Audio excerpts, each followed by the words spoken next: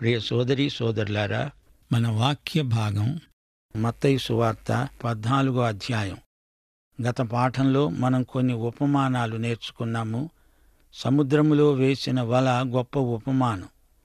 మత్తయి సువార్త 13వ అధ్యాయం 47 నుండి 49 వచనం వరకు పరలోక రాజ్యము సముద్రములో వేయబడి నానావిధములైన చేపలను పట్టిన వలను పోలి ఉన్నది.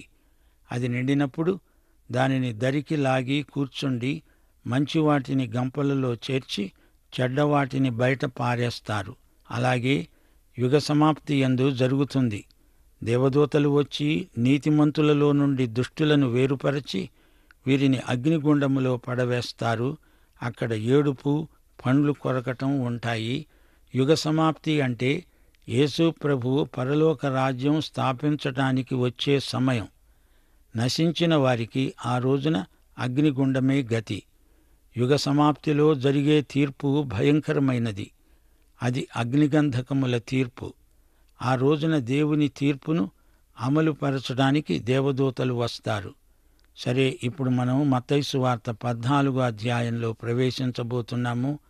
ఆ సమయమందు చతుర్థాధిపతి అయిన హెరోదు యేసును గూర్చిన సమాచారము విని, ఇతడు బాప్తిస్మమిచ్చే యోహాను, అతడు మృతులలో నుండి లేచి ఉన్నాడు, అందువలననే అద్భుతములు అతని యందు క్రియారూపములవుతున్నాయి అని తన సేవకులతో చెప్పాడు.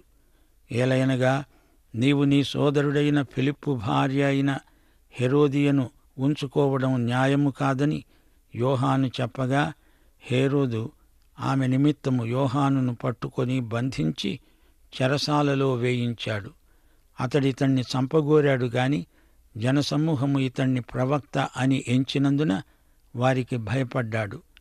అయితే హెరోదు జన్మదినోత్సవము వచ్చినప్పుడు హెరోదియ కుమార్తె వారి మధ్య నాట్యమాడి హెరోదును సంతోషపరిచింది. గనుక ఆమె ఏమి అడిగినా ఇస్తానని అతడు ప్రమాణపూర్వకముగా వాగ్దానం చేశాడు. అప్పుడామె తన తల్లి చేత ప్రేరేపించబడినదై బాప్తిస్మమిచ్చే యోహాను తలను ఇక్కడ పళ్ళెములో పెట్టి నాకిప్పించుమని అడిగింది. రాజు దుఃఖపడినా తాను చేసిన ప్రమాణము నిమిత్తము, తనతో కూడా భోజనానికి కూర్చున్న వారి నిమిత్తము ఇవ్వమని ఆజ్ఞాపించి బంట్రౌతులను పంపి చెరసాలలో యోహాను తల కొట్టించాడు. వాడతని తల కొట్టి పళ్ళెములో పెట్టి తెచ్చి ఆ చిన్నదానికిచ్చాడు. ఆమె తన తల్లి యొద్దకు దానిని తీసుకుని వచ్చింది. అంతటా యోహాను శిష్యులు వచ్చి శవమును ఎత్తుకొని పోయి పాతిపెట్టి యేసునొద్దకు వచ్చి తెలియచేశారు. యోహాను శిరచ్ఛేదం మహాఘాతుక చర్య. హెరోదు తాను మాట ఇచ్చాను అనే నెపంతో యోహాను తల కొట్టించటం అతని ఉన్మాదాన్ని రుజువు చేస్తుంది. హెరోదు మూఢనమ్మకాల పుట్ట. యోహాను చనిపోయి యేసుగా వచ్చాడేమో అనుకుంటున్నాడు. దేవుని వాక్యమెరుగని వారు నాడు నేడు మూఢనమ్మకాలలో గాఢంగా పాతుకుపోయిన వారున్నారు. యేసు ప్రభువు ప్రబోధాలు, పరిచర్య అతని దృష్టికి వచ్చాయి. యోహాను చనిపోయి యేసుగా లేచాడేమో అని హెరోదు తలపోశాడు. యేసు రూపంలో ఉన్న ఈ యోహానును మళ్లీ హతమార్చాలని కుట్రాలోచన చేస్తున్నాడు హెరోదు. అతడు దుర్మార్గుడు, హంతకుడు. యోహానును నిర్దాక్షిణ్యంగా తలగొట్టించాడు. యేసుక్రీస్తును కూడా అలాగే హత్య చేయటానికి సిద్ధపడుతున్నాడు. హెరోదు మనస్సును హెరోదియ కుమార్తె తన నాట్యం చేత ప్రభావితం చేసింది. ఇతరులను సంతోషపెట్టడానికి ఎంత ఘోరానికైనా హెరోదు ఒడిగడతాడు. హత్యా రాజకీయాలలో ఆరితేరినవాడు హెరోదు. యోహాను వెళ్లి హెరోదు అవినీతిని ఖండించాడు. హెరోదు ప్రజలకు భయపడ్డాడు. యోహానును ఏమి చేయడానికి అతనికి ధైర్యం చాలలేదు. హెరోదియ అనే స్త్రీ ఫిలిప్పు భార్య. ఫిలిప్పు హెరోదు సోదరుడే. ఈ అవినీతి చర్య నీకు తగదు అని యోహాను ఖండించినందుకు హెరోదియ అతని మీద పగబట్టింది. హెరోదియ కూతురు నాట్యమాడింది. రాజు మెచ్చుకొని ఏం బహుమానం కావాలో కోరుకోమన్నాడు. తల్లి ప్రోద్బలంతో ఆ నర్తకి యోహాను తల కావాలని కోరింది. అయ్యో, ఇదెలాగా? అయినా వాగ్దానం చేశానే అంటూ యోహానుకు శిరచ్ఛేదం చేయించాడు. తాను ఆడిన మాట తప్పని రాజు అనిపించుకోవాలని మనసులో యోహానుకు అంతే కావాలని 2 ఆలోచనలతో కపట నాటకమాడాడు హెరోదు. యోహాను తలను నర్తకికి పారితోషికంగా ఇచ్చాడు హెరోదు. యోహాను శిష్యులు అతని మొండెమును మాత్రం తీసుకెళ్లి సమాధి చేశారు. బాప్తిస్మకుడైన యోహాను హెరోదు చేతిలో హతసాక్షి అయ్యాడు. ఈ వార్త యేసు విన్నాడు. మత్తయి సువార్త 14వ అధ్యాయం 13 నుండి 21వ వచనం వరకు. యేసు ఆ సంగతి విని దోణి ఎక్కి అక్కడి నుండి అరణ్య ప్రదేశానికి ఏకాంతముగా వెళ్ళాడు. జనసమూహములు ఆ సంగతి విని పట్టణము నుండి కాలినడకన ఆయన వెంట వెళ్ళారు. ఆయన వచ్చి ఆ గొప్ప సమూహమును చూచి వారి మీద కనికరపడి వారిలో రోగులైన వారిని స్వస్థపరిచాడు. సాయంకాలమైనప్పుడు శిష్యులు ఆయన యొద్దకు వచ్చి, ఇది అరణ్య ప్రదేశము, ఇప్పటికే పొద్దుపోయింది. ఈ జనులు గ్రామములలోనికి వెళ్ళి భోజన పదార్థాలు కొనుక్కోడానికి వారిని పంపివేయమని చెప్పారు. యేసు అన్నాడు, వారు వెళ్ళనక్కర్లేదు, మీరే వారికి భోజనం పెట్టండి. వారన్నారు, ఇక్కడ మన వద్ద 5 రొట్టెలు 2 చేపలు తప్ప మరేమీ లేదు. అందుకాయన అన్నాడు, వాటిని నా వద్దకు తెండి, పచ్చిక మీద కూర్చోండి అని జనులకు ఆజ్ఞాపించి ఆ 5 రొట్టెలను 2 చేపలను పట్టుకొని ఆకాశము వైపు కన్నులెత్తి ఆశీర్వదించి ఆ రొట్టెలు విరిచి శిష్యులకిచ్చాడు. శిష్యులు జనులకు వడ్డించారు. వారందరూ తిని తృప్తి పొందిన తరువాత మిగిలిన ముక్కలు 12 గంపల నిండా ఎత్తారు. స్త్రీలు పిల్లలు కాక తిన్నవారు ఇంచుమించు 5,000 మంది పురుషులు. శ్రోతలు వింటున్నారా? హెరోదు బారి నుండి యేసు తప్పించుకొని పోయాడు. ఎందుకనగా యేసు ఘడియ ఇంకా రాలేదు. యేసు గలిలీ సముద్రం దాటి వెళ్ళాడు. జనం యేసు వెంట పడ్డారు. అనేక మంది రోగులను ఆయన స్వస్థపరిచాడు. ప్రభువు వారి పట్ల ఎంతో కనికరంతో నిండిపోయాడు. ప్రజలెందరో ఉన్నారు. వారికి ఆహారం కావాలి. ఏం చెయ్యాలి? శిష్యులు సలహా చెప్తున్నారు. వారిని దగ్గరే ఉన్న గ్రామానికి పంపితే సరి, వారి తిండి తిప్పలు వారే పడతారు. శిష్యులు యేసుకే సలహా చెబుతున్నారు. 5,000 మందికి ఆహారం పెట్టాల్సిందే అంటున్నాడు ప్రభు. ఈ విధంగా 5,000 మందికి ఆహారం పెట్టాడని యేసును గురించి 4 సువార్తలు చెబుతున్నాయి. అందుకే ఇది ఎంతో ముఖ్యమైన సంఘటన అని మనం గుర్తించాలి. శిష్యులన్నారు, మాకు 5 రొట్టెలు 2 చేపలు మాత్రమే ఉన్నాయి. యేసు శక్తినిస్తేనే కాని మనకున్న వనరులు చాలవు, మన శక్తి సామర్థ్యాలు చాలవు. యేసు లేకుండా సంఘము గాని శిష్యులు గాని ఏమీ చెయ్యలేరు. ప్రతి అక్కరకు అది ఎంత గొప్పదైనా యేసు చాలు. ఆయనకు వేరై ఉండి ఎవరూ ఏమీ చెయ్యజాలరు. ఇది నిజం. మీ దగ్గర ఉన్నదేదో ఇటు తెండి అంటున్నాడు ప్రభువు. మన దగ్గర ఏది లేదో అది ఇవ్వటానికి ప్రభువు ఈ మాట అంటున్నాడు. ఒక పిల్లవాని దగ్గర 5 రొట్టెలు 2 చేపలు ఉన్నాయి. అవి చిన్న రొట్టెలు. వాటిని అతడు తినేయగలడు. ప్రభువుకు తన భోజనం ఇచ్చేశాడా బాల విశ్వాసి. అందరూ పచ్చిక మీద కూర్చోండి అని ఆజ్ఞాపించాడు ప్రభు. వారిని క్రమంగా వరుసగా 50 మంది 100 మంది చొప్పున పంక్తులుగా కూర్చోబెట్టారు. ఈ సంగతి మార్కు చెప్పాడు. వారు రకరకాల రంగురంగుల దుస్తులతో వరుసగా కూర్చొని ఉంటే దూరం నుంచి చూచేవారికి ఆ కొండపై రంగురంగుల బొంత కప్పినట్లు కనిపించింది. యేసు శిష్యులకు, శిష్యులు ప్రజలకు ఈ ఆహార పదార్థాలు పంచారు. యేసుకే సలహాలివ్వడానికి తయారైన శిష్యులు ఇప్పుడు అందరికీ అన్నం వడ్డించే పరిచారకులయ్యారు. అపొస్తలులు గాని శిష్యులు సువార్తికులు ఒకరేమిటి, విశ్వాసులందరూ చేయవలసిన సేవ ఇది. పెద్ద జనసమూహాలు ఆకలిగొని ఉన్నాయి. వారికి మనం అన్నం వడ్డించాలి, వాక్యాహారం పంచిపెట్టాలి. యేసు రొట్టె విరిచాడు, శిష్యులకిచ్చి వడ్డించండి అన్నాడు. అందరూ కడుపార తిన్నారు, తృప్తి చెందారు. మిగిలిన రొట్టెలు 12 గంపల నిండా ఉన్నాయి. అంటే వారు కడుపు నిండా తిన్నారు అని అర్థం. 5,000 మంది పురుషులు, వారికి తోడు 5,000 మంది స్త్రీలు, మరో 5,000 మంది పిల్లలు అనుకున్నా అప్పటికే 15,000 మంది అవుతారు. వాక్యాహారము లేక వందలు వేల ప్రజలు ఆక్రందన చేస్తున్నారు. దేవుని బిడ్డలారా, పదండి, వారికి వాక్యాన్నం వడ్డించి తినిపించి వారి ఆకలి తీర్చండి. మత్తయి సువార్త 14వ అధ్యాయం 22 నుండి 33వ వచనం వరకు.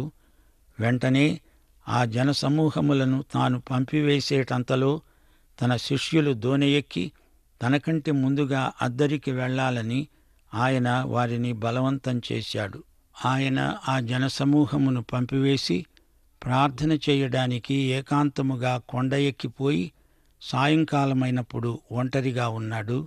అప్పటికి ఆ దోణి దరికి దూరమవుతూ ఉండగా గాలి ఎదురైనందున అలల వలన కొట్టబడుతూ ఉన్నది. రాత్రి 4వ జామున ఆయన సముద్రము మీద నడుస్తూ వారి వద్దకు వచ్చాడు. ఆయన సముద్రము మీద నడవటము శిష్యులు చూచి తొందరపడి భూతమని చెప్పుకొని కేకలు వేశారు. వెంటనే యేసు అన్నాడు, ధైర్యము తెచ్చుకోండి, నేనే, భయపడకండి. పేతురన్నాడు, ప్రభూ, నీవే అయితే నీళ్ల మీద నడిచి నీ వద్దకు రావటానికి నాకు సెలవియ్యి. ఆయన రమ్మనగానే పేతురు దోణి దిగి యేసునొద్దకు వెళ్లడానికి నీళ్ల మీద నడిచాడు. గాని గాలిని చూచి భయపడి మునిగిపోసాగి, ప్రభూ, నన్ను రక్షించు అని కేకలు వేయసాగాడు. వెంటనే యేసు చెయ్యి చాపి అతన్ని పట్టుకొని, అల్పవిశ్వాసీ, ఎందుకు సందేహపడ్డావు అన్నాడు. వారు దోణి ఎక్కినప్పుడు గాలి అణిగింది. అంతట దోణిలో ఉన్నవారు వచ్చి, నీవు నిజముగా దేవుని కుమారుడవు అని చెప్పి ఆయనకు మ్రొక్కారు. వింటున్నారా? యేసు ప్రభువు శిష్యులను పంపించి వేశాడు. వారు ఈ జనసమూహము నుండి వెళ్ళిపోవాలని ప్రభువు ఉద్దేశ్యం. అయితే వారు తుఫానును ఎదుర్కోవలసి వచ్చింది. తెల్లవారుజాము 3 గంటలు 6 గంటలకు మధ్యకాలంలో యేసు సముద్రం మీద నడుస్తూ శిష్యులను కలుసుకున్నాడు. 6 కిలోమీటర్ల దూరం ఆయన సముద్రం మీద నడుస్తూ వచ్చాడు. యేసుకు ప్రకృతి శక్తులపై సంపూర్ణ అధికారమున్నది. దీనివల్ల శిష్యులు విశ్వాస పాఠం నేర్చుకున్నారు. వారు మొదట యేసును చూచి భూతం అనుకున్నారు, భయపడ్డారు. యేసు నేనే, భయపడవద్దు అంటూ వారికి అభయమిచ్చాడు. గాని పేతురు ఈ అభయంతో తృప్తి పొందలేదు. ఆయన నిజంగా యేసు అవునో కాదో రుజువు కావాలని కోరాడు. పేతురు అన్నాడు, ప్రభూ, నీవే అయితే నన్ను నీళ్ల మీద నడిచి రానియ్యి. యేసు సరే రా అన్నాడు. పేతురు దోణి దిగి నీళ్ల మీద యేసు ప్రభు దగ్గరికి నడవసాగాడు. పేతురు నీళ్ల మీద నడిచిన ఈ సంఘటన మత్తయి సువార్తలోనే రాయబడి ఉంది. చరిత్ర అంతటిలో నీళ్ల మీద ఈ ఇద్దరే నడిచినవారు, పేతురు, యేసుక్రీస్తు. యేసు నీళ్ల మీద నడవగలడు, పేతురును నడిపించగలడు. గాని పేతురుకు తగిన విశ్వాసముండాలి. గాలి తుఫాను వచ్చి పేతురు విశ్వాసాన్ని సవాలు చేసింది. పేతురు గాలి తాకిడికి భయపడ్డాడు. తాను నడవడానికి తన పాదాల కింద ఉన్న నీరు అల్లకల్లోలమవుతోంది. అలలు ఉవ్వెత్తుగా లేస్తున్నాయి. మునిగిపోసాగాడు. ప్రభువు, నన్ను కాపాడు అని కేకలు పెట్టాడు. యేసు పేతురు యొక్క అల్ప విశ్వాసాన్ని గద్దించాడు. మత్తయి సువార్త 6వ అధ్యాయం 30వ వచనంలో ప్రభువు అల్ప విశ్వాసులను గద్దిస్తూ, మీరు ధరించుకోవడానికి బట్టలు లేవని ఎందుకు కంగారు పడతారు అన్నాడు. మత్తయి సువార్త 8వ అధ్యాయం 26వ వచనంలో సముద్రములో తుపాను రేగినప్పుడు శిష్యులను గద్దిస్తూ, అల్ప విశ్వాసులారా అన్నాడు. రొట్టెలు లేవే అని ఆందోళన చెందుతూ ఉంటే మత్తయి సువార్త 16వ అధ్యాయం 8వ వచనంలో ప్రభు అన్నాడు, అల్ప విశ్వాసులారా, మీకెందుకీ ఆందోళన? పేతురు అల్ప విశ్వాసమే అతణ్ణి నిలువున ముంచింది. సముద్రముపై అల్పపీడన కాదు, పేతురు అల్ప విశ్వాసానికి ఫలితంగా అతడు మునిగిపోసాగాడు. అందరూ దోణి ఎక్కగానే తుఫాను అణిగింది. శిష్యులు సంభ్రమాశ్చర్యములతో నిండినవారై ఆయనను ఆరాధించారు. ప్రభూ, నీవు నిజముగా దేవుని కుమారుడవు అన్నారు వారందరూ. యేసును గురించిన అపోహలు తొలగిపోయాయి. అయితే గెన్నెసరెతు దేశస్థుల తరహా వేరు. మత్తయి సువార్త 14:34 నుండి. వారు అద్దరికి వెళ్లి గెన్నేసరెతు దేశానికి వచ్చారు. అక్కడి జనులు ఆయనను గుర్తుపట్టి చుట్టుపట్ల ఉన్న ఆ ప్రదేశమంతటికీ వర్తమానం పంపారు. రోగులనందరినీ ఆయన వద్దకు తెప్పించారు. వారు యేసును వేడుకున్నారు. వీరిని నీ వస్త్రపు చెంగును మాత్రము ముట్టనివ్వు. ముట్టిన వారందరూ స్వస్థత పొందారు. కపెర్నహూముకు దక్షిణంగా అది పెద్ద మైదానం, పీఠభూమి. యేసు అక్కడికి వచ్చాడని విని తమ మధ్య ఉన్న రోగులనందరినీ తెచ్చి వారిని స్వస్థపరచుమని వేడుకున్నారు. మత్తయి సువార్త 9:20 ఒక రక్తస్రావము గల రోగి యేసు వస్త్రపు చెంగును ముట్టి బాగుపడిందన్న సంగతి వారు మరచిపోలేదు. అందుకే అడుగుతున్నారు, ప్రభువా, వీరిని నీ వస్త్రపు చెంగు ముట్టడానికి అనుమతించు. యేసు స్వస్థపరచగలడు అని మాత్రమే వారికి తెలుసు. యేసు దేవుడే అని, దేవుని కుమారుడని వారింకా గ్రహించినట్లు లేదు. యేసు అసలు ఎవరో శిష్యులు కూడా రాను రాను గాఢంగా లోతుగా తెలుసుకోగలిగారు. శ్రోతలు, యేసును దినదినము ఎక్కువగా తెలుసుకుంటూ నేర్చుకుంటూనే ఉంటాము. యేసును ప్రజలు రాజుగా చేయాలనుకున్నారు. వారాయనను రాజుగా చేసేదేమిటి? యోహాను సువార్త 6:15 రాజుగా చేయడానికి వారు వచ్చి తనను బలవంతముగా పట్టుకొనబోతున్నారని యేసు ఎరిగి మరల కొండకు ఒంటరిగా వెళ్ళాడు. వారికి కడుపు నిండా అన్నం పెడతాడని ఆయన్ను రాజుగా చేతామనుకుంటున్నారు. యేసు గొప్ప అన్నదాత. ఆయన రాజైతే మనకు తిన్నంత తిండి. అది వారి ఉత్సాహానికి హేతువు. అయినా యేసు ప్రజలెన్నుకొనే ప్రజాస్వామిక దేవుడు కాడు, రాజు కాడు. ఆయన దేవుని కుమారుడు, రాజు. 2 కీర్తన 8-9 ఇదే మాట అంటున్నాయి. ఆయన దేవుని రాజు. నన్ను అడుగు, జనములను నీకు స్వాస్థ్యముగా, భూమిని దిగంతాల వరకు సొత్తుగా నీకిస్తాను. ఇనుపదండముతో నీవు వారిని నలగగొడతావు. యేసు కొండమీద ప్రార్థన చేస్తుండగా క్రింద శిష్యులు సముద్ర ప్రయాణంలో తుఫానులో చిక్కుబడిపోయారు. తెల్లవారుతూ ఉండగా వేకువ చుక్కలాగా యేసు సముద్రం మీద నడుస్తూ వారికి కనిపించాడు. వారు యేసును అకస్మాత్తుగా చూచి అది భూతమని భ్రమపడ్డారు. వారు భూతాన్ని ఎన్నడూ చూచి ఉండలేదు. యేసును గుర్తుపట్టలేక ఆయన భూతమని కంగారు పడిపోయారు. నేనే అని ప్రభు వారి భయాన్ని పోగొట్టాడు. నీళ్లమీద నడిపించమని పేతురెందుకడిగాడు? యేసులాగా తాను నీళ్లమీద నడవాలని ఆశించాడా? పేతురు అడగటంలో తప్పేమీ లేదు. గొప్పవాటిని అడుగు, అడిగిన వాటిని పొందు. నీళ్లమీద నన్ను నడిపించు అని పేతురు అడిగినందుకు యేసు కోప్పడ్డాడా? లేదు. ఆయన పేతురు కోరిక తీర్చాడు. నీళ్లమీద ఎందుకు నడుస్తానంటున్నాడు పేతురు? యేసు దగ్గరికి వెళ్ళడానికి నీళ్లమీద నడవసాగాడు. ప్రజలు తనను చూచి పేతురు అద్భుతం చేశాడని మెచ్చుకోటానికా? కాదు. యేసు దగ్గరికి వెళ్ళాలి. అతని గమ్యం యేసు. అతని దృష్టి యేసు మీద ఉంది, తన గమ్యం మీద ఉంది. అది అలా ఉన్నంతసేపు అతడు నీళ్లమీద నడిచాడు. అతని దృష్టి యేసు నుండి తొలగింది. వెంటనే మునిగిపోసాగాడు. మునిగిపోతూ పేతురు దీర్ఘ ప్రార్థన చెయ్యలేదు. ప్రభువా, నన్ను రక్షించు అని 3 మాటల ప్రార్థన చేశాడు. అది అసలైన ప్రార్థన.